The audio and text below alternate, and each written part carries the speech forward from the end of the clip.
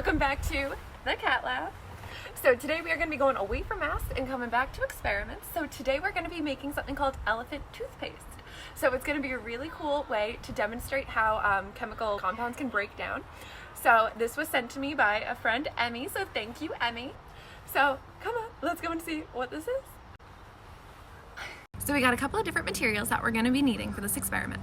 First one, most important, is hydrogen peroxide, okay? So you may be familiar with this if you've ever used it as an antiseptic to clean out like a cut or a wound.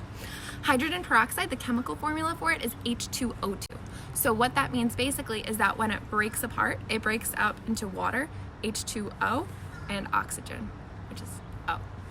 So that is why it's found usually in darker bottles because it degrades in sunlight. And so having it kept in like a dark bottle blocks the sunlight and it makes sure that it doesn't break apart. But what we're going to be doing today is having it separate into oxygen and water really fast. So yeah, that's half a cup of that. This is kind of a case of like do as I say, not as I do. If you're using this, you should also be wearing goggles. Our safety goggles currently aren't very safe. They're like broken. So if you're doing this with a parent's help, then get your goggles, put those on. They look super cool. Don't let anybody tell you otherwise. And yeah, those are like my disclaimer. We're also gonna be needing 3 tablespoons of warm water. We're gonna be using yeast. We also have dish soap. And we're also going to need a plastic water bottle, so empty one, of course. So usually I'm ethically against these, but my mom had it and we're repurposing it, right? So I feel less guilty for using it now. Oh, well, let's go. So first thing that we're going to do is we're going to take a tablespoon of our yeast and we're going to mix it in with our warm water and stir. So let's do that. So basically, the yeast in this experiment is going to work as a catalyst. If you're not familiar with the term, a catalyst is basically something that just makes a reaction or something like go quicker. So, for instance, say you are supposed to clean the floors. Like your mom asks you to clean the floors. And she says, I'm going to go on a walk, and by the time that I get home, I want the floors. So you take your sweet time cleaning the floors. You're upstairs, you're like in your room, you hear her go out the door, whatever. And then a couple minutes pass, maybe half an hour, she comes back and you hear the garage door start to open and you're like, oh no, I didn't clean the floors. So you run downstairs and you go clean it before she walks into the door. So her opening up the garage door would be the catalyst in the situation that starts to make you go a little bit faster. Not that I'm speaking from experience or anything. So in this particular circumstance, the yeast is going to be acting as a catalyst to facilitate the breakdown of the hydrogen peroxide. So next we're going to take our half cup of hydrogen peroxide and we're going to pour it into the empty water bottle. So after you add the hydrogen peroxide to the water bottle, we're going to add a little bit of dish soap. So basically what the dish soap does is it increases the surface tension of the hydrogen peroxide so that when we put the catalyst in, it's going to give off oxygen bubbles, and so it's going to trap the oxygen bubbles so that we can actually see it instead of it, just disappearing into the air. And then we're going to swirl it around a little bit.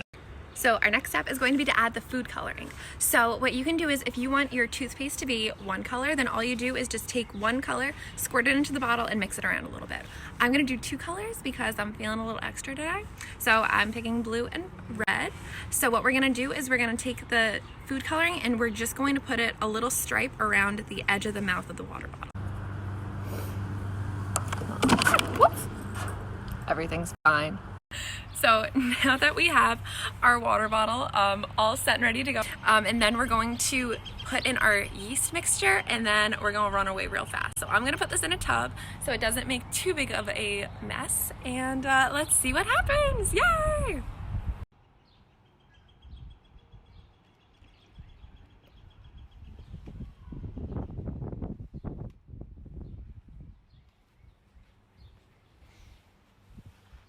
That's super cool. That's a lot of foam. And it is still going. Oh my goodness. That literally looks like Crest whitening toothpaste. So I think we can definitely see why this is called elephant toothpaste experiment, because that is probably just enough toothpaste to, clean an elephant's teeth. Although it's not actually toothpaste, so don't eat it, please. I mean, don't eat regular toothpaste either, but like definitely don't eat this. But no, this is awesome. So again, to sum up, what did we see just happen? So we had the hydrogen peroxide that we were going to see separated into H2O and O. Yeah, water and oxygen. And then we added the catalyst with the yeast. And don't forget the dish detergent, because that's why we could see the actual experiment. That's what caught all the foams and the bubbles. If we didn't have the dish detergent in it, you wouldn't have really been able to see it. You may have been able to see some bubbles come out, but it wouldn't have looked like this. So this was pretty cool. So then after we put the yeast in, all the catalyst in it, which is called catalase, interacted with the hydrogen peroxide, and it released all the oxygen in like really fast time. So this was super cool.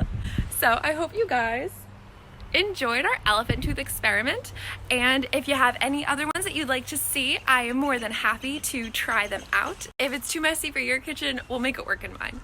Sorry, Mom.